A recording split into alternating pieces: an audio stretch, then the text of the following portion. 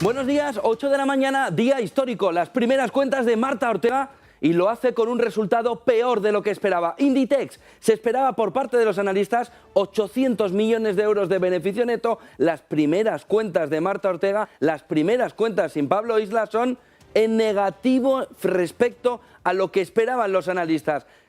760 millones de euros por debajo de la estimación del consenso de los analistas. Ojo, a partir de las 9 de la mañana, que las primeras cuentas de Marta Ortega tienen buenos movimientos en los márgenes, pero ha decepcionado y mucho en su beneficio neto. Eva Villanueva, cómo se desgrana el interior de esas cuentas que se esperaban en el mercado, las primeras de Marta Ortega.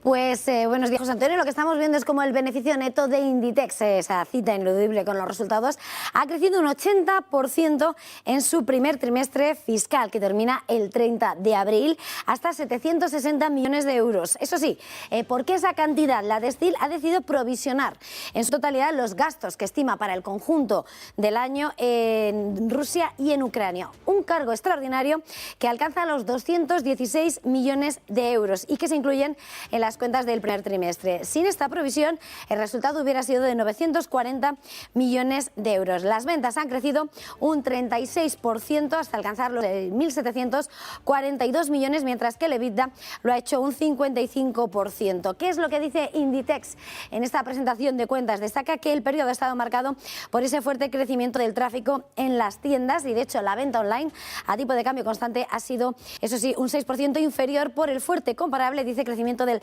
67% en el primer trimestre de 2021, y aún así se espera que la venta online supere el 30% de la venta total en 2024. El margen bruto crece un 37% hasta los 4.054 millones de euros. Gracias, Eva Villanueva. Ojo, Inditex, a partir de las 9 de la mañana, los primeros resultados de Marta Ortega no baten el consenso del mercado. Esperaban 800 millones, 760 millones al final de beneficio neto. Se queda por debajo, nuevo consejero delegado, el primero sin Pablo Isla. Estos resultados, también esos primeros resultados que se ofrecen, no que no estuviera ya Pablo Isla, pero que se ofrecen con Marta Ortega, no consiguiendo batir al mercado. Este inicio de la jornada viene marcado porque los futuros van en positivo, la masa va en negativo.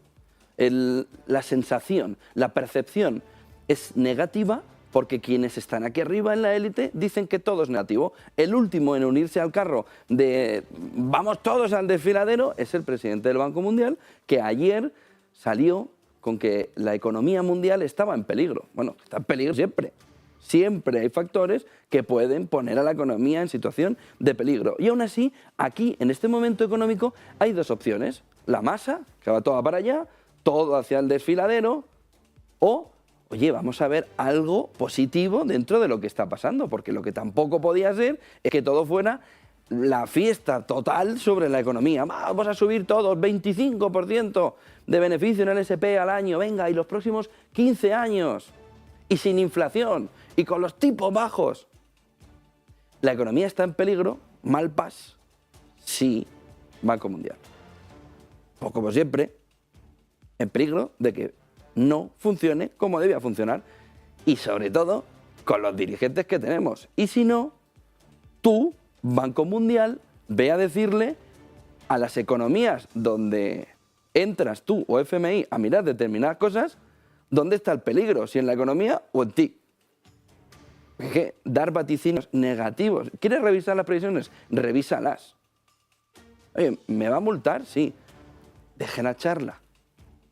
¿Va a revisar las previsiones? No, pues ya está. Revíselas, que está muy bien, pero tampoco nos esté martirizando. Fíjense en estos dos gráficos que centran un poco cómo se puede ver la economía ahora.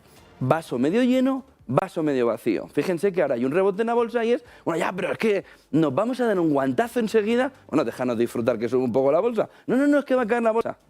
Oye, ¿me puedes dejar de amargar? Vamos a disfrutar el momento positivo y ya veremos qué pasa. Que de ahí hasta que caiga otra vez la bolsa pueden pasar muchas cosas.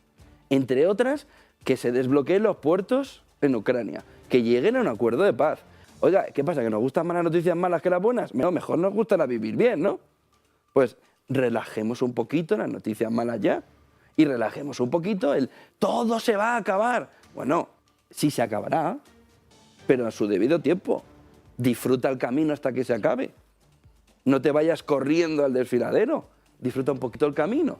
Y aquí hay un buen ejemplo de todo eso. Ayer salen 3 indicadores claros, evidentes, en este gráfico de Bloomberg, de que algo está cambiando.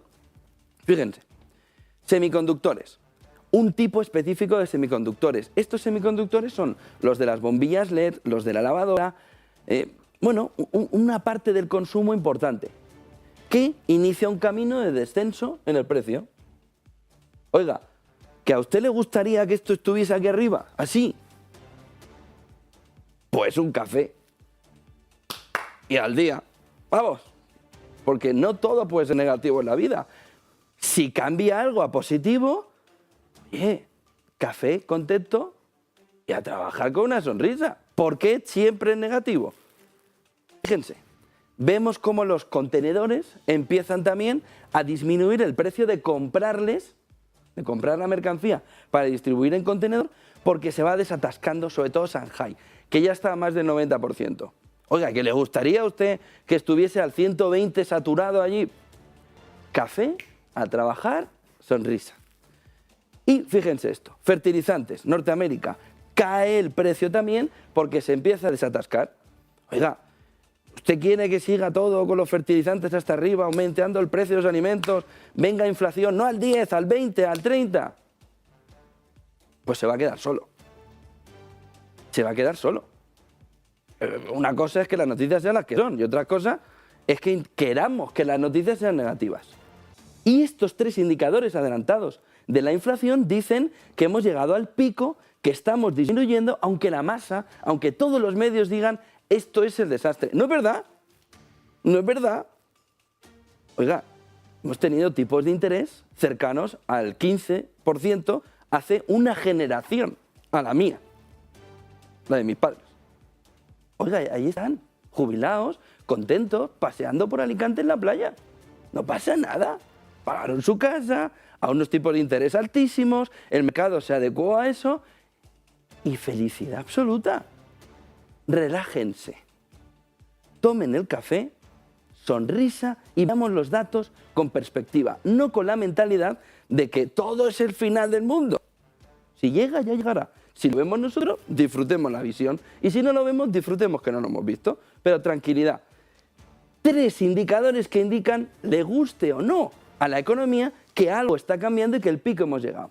¿Esto es suficiente para que la inflación disminuya? Sí, pero ¿cómo que no? ¿Esto es suficiente como para que volvamos a los niveles anteriores a la inflación? No. Pero estos 3 elementos marcan un antes y un después. Es un indicador adelantado. Se van a vender PlayStation 5 sin que tengas que ir a suplicarle al del Corte Inglés que por favor te la guarde en el almacén para que llegues y la compres y que no se la venda a otro. Y se va a poder comprar un coche alemán, Mercedes, BMW, Volkswagen, Audi, sin que tengas que envejecer. Bendito sea, a jugar a la Play y a coger tu cochecito si te gusta ese. Estos 3 indicadores ya son el reflejo de algo. Pero ayer llega el Banco Mundial, llega Goldman Sachs y dice, no, hay un peligro evidente en la economía. Oiga, listo. ¿Por qué no nos lo dijo en noviembre? ¿Por qué no vino en noviembre y nos dijo la inflación se va a disparar? Hombre, es que pasado el toro todos somos manolete. Y ahora es muy fácil decirlo. En noviembre, chavalote, en noviembre, Banco Mundial. Que te equivocas más que aciertas. Y nos vienes a decir a todos los demás, en ese grupo, que se ve que en Davos han tomado algo. Y se han puesto todos de acuerdo en, venga, que todo nos va bien, pero nos va a ir mal. Oye, te va a ir mal a ti, déjanos en paz. Estás agobiando. Siguiente gráfico. Y aquí sí, la visión de Goldman Sachs nos dice, el petróleo, en la circunstancia actual, se va a ir a los $140. Vale. ¿Eso va a impactar en la inflación? Sí. ¿Eso va a hacer que la inflación no caiga? Hombre, en una parte sí. Mientras el petróleo esté por encima de $120 y sobre todo con una previsión de 140, la inflación seguirá alta. ¿Eso significa que la subyacente no puede bajar? No. Si el problema fundamental del Banco Central Europeo es que tiene la inflación desbocada por el shock de oferta y tiene una inflación subyacente que, por ejemplo, en España es del 4,4. Muy por encima del objetivo del Banco Central Europeo, muy por encima de lo que se espera. Y esa inflación subyacente, ¿qué no tiene? Energía y alimentos. Por lo que si se empieza a descomprimir, si se empieza a abrir todo el tema de semiconductores, todos los puertos, habrá una parte que bajará la inflación. ¿Eso significa que nos vamos a poner en tasas de inflación del 1,5? No. Pero ¿eso significa que hemos llegado al pico y que puede rebajarse un poquito la inflación? Sí. Entonces, esta previsión de Goldman Sachs ayer, con el West Texas, con el Brent, nos señala que el camino es alcista en el precio del petróleo. Y hoy lo vemos. Sigue establecido en los $120. No se vuelvan locos, es normal. Sí, es normal. Estados Unidos, comprando 60 millones de barriles para cuando llegue otoño. China, 50 millones de barriles. Europa, que no llega a esas cifras, pero que está ahí racaneando por donde puede para comprarlo. Que lo está comprando más caro porque pasa el petróleo primero por India, India lo refina, le pone un lacito, le pone, no, es ruso, es indio. Y todos los europeos contentos, ¡ah! Tenemos petróleo que no es ruso. Sí, es ruso, refinado por los indios. Por favor, ¿qué pasa? Que todo ese proceso que está yendo hacia allí lleva a un aumento del petróleo. ¿Pero cómo no va a aumentar? Sí. ¿Cómo no va a afectar a la inflación? Sí, evidente, pero a la inflación general. Si la subyacente empieza a controlarse, cuando este mercado pueda controlarse, sobre todo con lo que suceda en la guerra de Ucrania, habrá una contención y podremos ver una rebaja más fuerte. ¿Qué sucede si la inflación subyacente se contiene, pero esta inflación sigue disparada? El Banco Central Europeo, la Reserva Federal, tiene menos presión para atacar a la economía, porque el shock da más de oferta, menos de demanda todavía que ahora, porque la subyacente estará controlada, si lo estuviera, y entonces ya no necesita apretar el freno hasta derrapar, necesita ir frenando, un slowdown tranquilo para llegar. Y eso el mercado está viendo que aunque esto que ya empieza a estar asumido, que el mercado lo ve de esta manera, hay unos otros indicadores que les hemos enseñado antes que empiezan a ver que la economía fluye y que todo empieza a mejorar, sobre todo con la salida de los confinamientos de China, sobre todo que no se espera que el próximo trimestre de China sea tan malo como el actual. Si en este se espera que incluso pueda llegar a negativo, no se espera para el siguiente. Hay midterm en Estados Unidos, hay luz al final del túnel porque todo empieza a descomponer, todo empieza a desatascarse. Venimos de un momento en el que estaba todo descompuesto. ¿Puede mejorar todo? Oiga, ustedes esperen que haya un mínimo acuerdo en Ucrania y entonces prepárense con las pipas, las palomitas para ver la fiesta alcista del mercado. Ahora, ¿puede volver a haber un rebote de bajista? Sí, ¿por qué no? Pero no lo sabe nadie, no se engañe. No lo sabe nadie. Nadie. Ayer esperaban que Inditex ganara 800 millones, ya gana 760. Los mismos que dicen que la bolsa va a caer. Son estimaciones, son previsiones. Y sobre eso luego de verdad viene la verdad, la realidad, lo que de verdad pasa. Pero son estimaciones. Y estos son estimaciones. Él mismo esperaba que estuviese aquí, Goldman Sachs. No, va a estar aquí. ¿Por qué han cambiado las condiciones? Oiga, también pueden cambiar a mejor, ¿no? Si cambian a mejor, pues volveremos a estar en un entorno de 117. Aún así estamos en 120. También se pueden equivocar. Pero tengan en cuenta que las cosas que tengan que pasar van a pasar. Entonces, oiga, Banco Central Europeo, mañana, si puedes hacer algo, ¿no?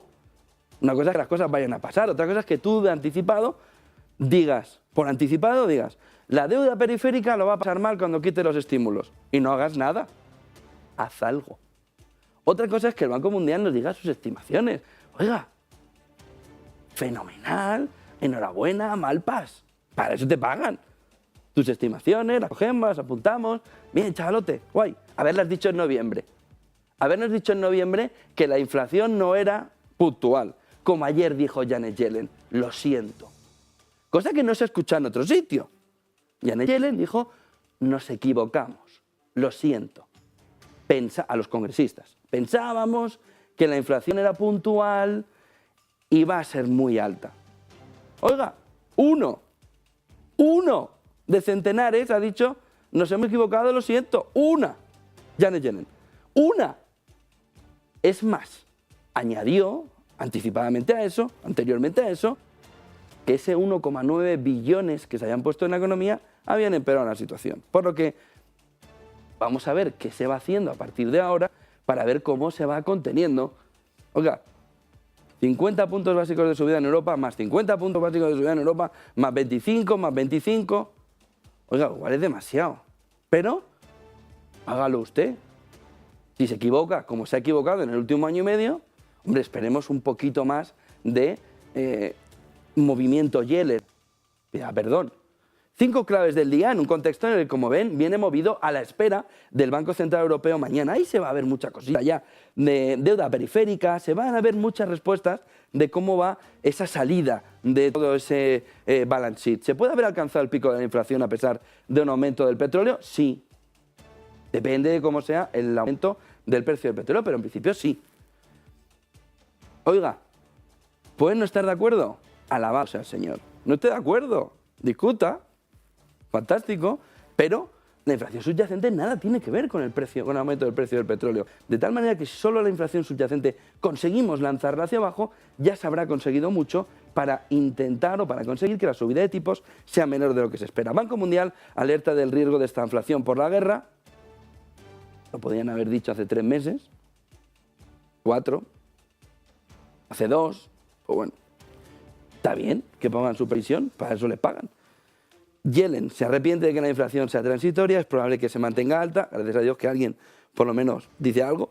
El oro apunta a los $2.000, ojo con esto, mientras crece la amenaza de la recesión. Es verdad que todos esos mensajes de recesión y esta inflación, ojo, en periodos de esta inflación, lo que la gente invierte para ganar rentabilidad es energía y oro.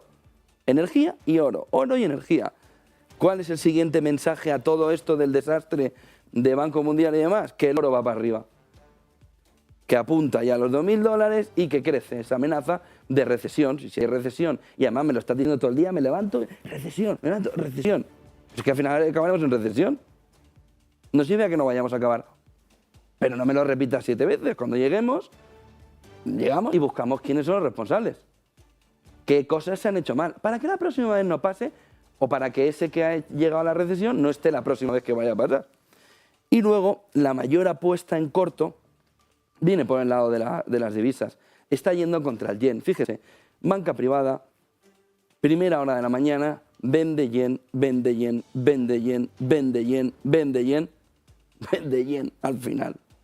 Y el dólar se está apreciando en un movimiento en el que hoy hemos visto también cómo la economía japonesa pues está ahí en negativo, mirando la manera en la que puede ir resolviendo, lo he escuchado de Eva, de 7 a 8 de la mañana, cómo puede ir resolviendo en un entorno en el que empieza a haber un poquito de inflación, por fin, para los japoneses, pero que el crecimiento está muy débil, muy débil, muy débil, todavía en términos negativos, sobre todo mensuales. Conoceremos también datos a partir de las 11 de la mañana de cómo va la economía aquí en Europa. Pero ojo a esa apuesta, el yen está siendo la víctima de un movimiento corto, de cortos, contra el yen, que no cesa, que es boom, boom, boom. ¿Qué pueden estar buscando los cortos? Un movimiento del Banco de Japón que ya ha negado varias veces un acuerdo con Estados Unidos para intentar solventar un poco la situación, vamos a ver de qué manera, tal. No lo he dicho, pero me he reunido. No lo he dicho, pero me he reunido, ¿no? Y esos cortos lo que están barajando es que sí que lo ha dicho y que sí va a haber un movimiento defensivo por parte de Japón a su moneda. Y si hace eso, dinerico. Interés, negocios. Pero la víctima ahora mismo de ese movimiento de cortos está siendo el yen, sin ningún lugar a dudas. El yuan está intervenido. Eso es otra cosa. El rublo, aun con todo lo fuerte que está, tiene una parte de intervención y sobre todo tiene una caída de las importaciones tan fuerte que la moneda, el valor, como todos son exportaciones, mantiene el valor de la moneda por la caída también de las importaciones. Está ayudando, el yen no. Y el yen sí que está sufriendo. Fíjense en estos gráficos, hay preocupación por la vivienda. Oye, ¿qué pasa con la vivienda? Fíjense en este gráfico de The Economist en el que se ve como España, en el caso concreto que vamos a comentar, tiene un aumento, un house price increase en este cuarto trimestre de 2019 al cuarto trimestre de 2021 del, aquí estamos, 2,5%. Oiga, ¿hay una burbuja general? Hombre, Nueva Zelanda, que ha casi duplicado el precio de la vivienda en apenas 2 años, hombre, no sé si burbuja, pero unas pompitas tiene. Eso seguro. Ahora, ese incremento de los precios relacionado con cómo se ha comportado nuestro mercado hipotecario, con cómo se ha comportado también todo el mercado promotor, un crecimiento del 2,5%, oiga, burbuja a nivel internacional en el mercado inmobiliario, sobre todo en el norte de Europa, en Nueva Zelanda. Fíjense, Holanda, crecimiento del 30%, Suecia del 27,7%, Noruega del 15%, Australia del 27%, Luxemburgo del 30%, Canadá del 26%, Estados Unidos del 31%. Pues igual sí, pero que crezcan los precios en un 2,5% y que estemos sobre una burbuja. No es que están los precios como estaban antes del 2008. ¿Y qué significa eso? No, el problema no era solo los precios, era el sistema como estaba montado. Era que si venía una crisis financiera, eso arrastraba al sistema inmobiliario. Ahora puede haber una crisis financiera, hombre, puede pasar cualquier cosa. Escuchen al del Banco Mundial, puede pasar aquí, lo que sea. Pero no sería lo normal. España, 2,5%. Fíjense en el crecimiento en España también de hogares que tienen esa hipoteca, 24,4%, y quienes la tienen a variable, el 36,3%. Fíjense que de esos 36,3%, hay que ver quiénes están en los últimos años de hipoteca, los primeros. No parece que un aumento de los tipos de interés demasiado agresivos, hombre, Lituania, que tiene el 97% en variable, pues le puede afectar. Noruega, que tiene el 94% en variable, le puede afectar. Finlandia, que tiene el 96,3% en variable, o Polonia, tiene 100, pues sí. España, menos afección. Entonces, burbuja inmobiliaria, otro de los grandes leitmotiv de estos tiempos, de desastre, pinchazo de la burbuja. Oiga, traigan el alfiler si quieren, pero como mucho van a traspasar el globo no tiene casi aire. Entonces, noticias negativas, venden mucho, pongámoslas donde tienen que estar, en su justa medida. Gráficos, datos, e intentemos también tener una actitud positiva, porque lo que todo es negativo termina por convertirse en negativo. Y aún así, oiga, es que el mercado va así y ahora ha hecho esto. Y dice, bueno, ya, pero mira el brazo. Te ha ganado dinero a puertas y ahora está perdiendo un poquito. ¿Cuánto? Un 12,3. Mira allí porque está el gráfico del SP500, un 12,3.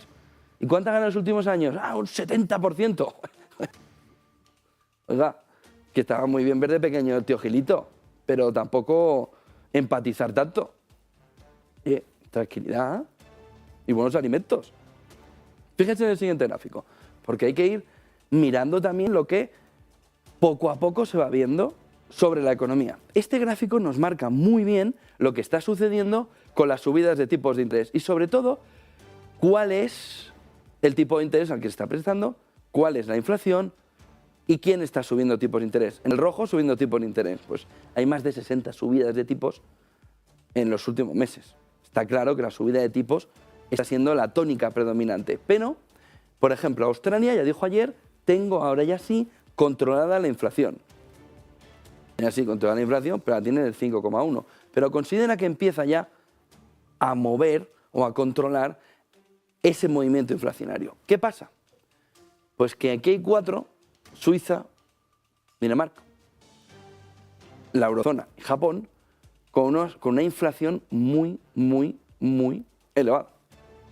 Y con una inflación eurozona en el 8,1%, quitamos a Japón, perdón, con una inflación del 8,1%, en el que el tipo está en el menos 0,50, con una inflación al 8,1%, con un interés real del Banco Central Europeo en el menos 8,6%. ¿Esto qué significa? Bueno, significa que se la pasa el arroz al Banco Central Europeo y que mañana tiene una reunión en la que empieza a retirar ese balance sheet y que en la siguiente va a empezar a subir tipos de interés. Oiga, se puede quejar de que suba muy rápido a nivel ciudadano, pero la realidad es que se ha aprovechado de esto. Menos 0,50. y mucho tiempo, en el que el dinero ha ido al bolsillo, al bolsillo, al bolsillo, porque no iban tipos de interés. Quienes han sufrido son las entidades financieras, que no han tenido su core, su negocio no existía. A partir de ahora sí. Entonces, vamos a ver de qué manera esto poquito que queda en negativo, porque fíjense, hay muy poquito en negativo ya de tipos de interés, se convierten en positivos y se acabó una época. La época en la que el dinero valía menos de cero. Que si se lo llegase a decir al tío Gilito, la gente habría dicho, estos locos. Entonces, dinero menos de cero, quedan aquí muy poquitos movimientos ya para convertirlo todo en positivo. Lo que más preocupa es el Banco Central Europeo, está por muy detrás comprando esos tipos con la inflación. Hombre, en un 8,1% de inflación en la eurozona, tener los tipos en negativos, ni el del Banco Mundial lo va a defender en la mejor de sus sueños y de sus épocas. Lo normal es que suban los tipos. No podemos disentir en eso. Todo lo contrario, tenían que haber subido antes. Pero la digestión de todo el balance sheet no ha permitido hacerlo antes. ¿Por qué? Deuda periférica. Marruecos, menor rentabilidad que España. Menor percepción de riesgo en Marruecos sobre su economía que en España. No podía el Banco Central Europeo mover antes. ¿Se ha equivocado en el aumento del balance sheet? Puede ser, todo el mundo se equivoca. ¿Se ha equivocado en la inflación persistente? Sí. Todo el mundo se equivoca, pero ellos tenían más visibilidad de la economía para ver que la subyacente sí iba subiendo. Y ahora se tiene que pegar una maratón rápida de subir tipos. Menos 0,5, 8,1. A ver qué dice mañana el Banco Central Europeo. Pero se ha quedado por detrás, no. Es que no ve la curva.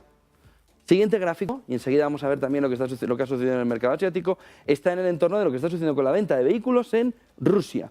Ayer Putin ya dijo que reconocía que la economía rusa se desaceleraba. Era evidente, también se está desacelerando el resto de las economías.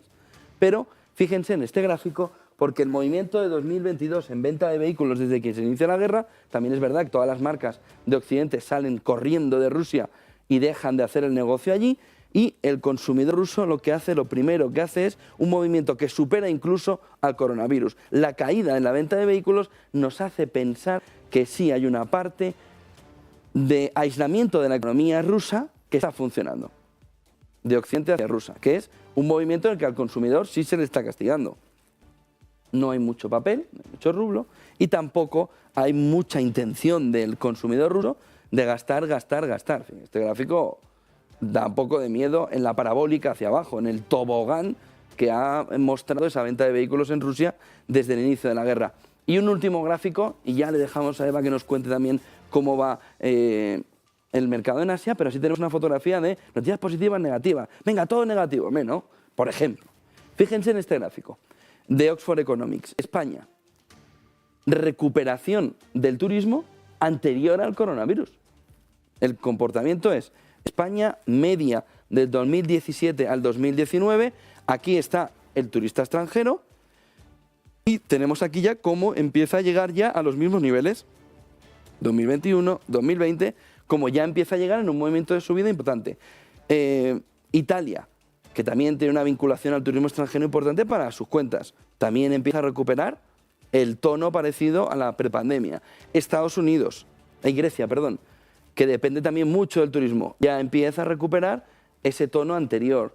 Y la Unión Europea en su conjunto empieza a recuperar el turismo extranjero, que empieza a llegar a tasas prepandemia. Es decir, la gente tiene ganas de viajar, se mueve y uno de los pilares fundamentales de la economía europea y sobre todo de la española empieza a coger cuerpo. 8:29 de la mañana, Eva Villanueva.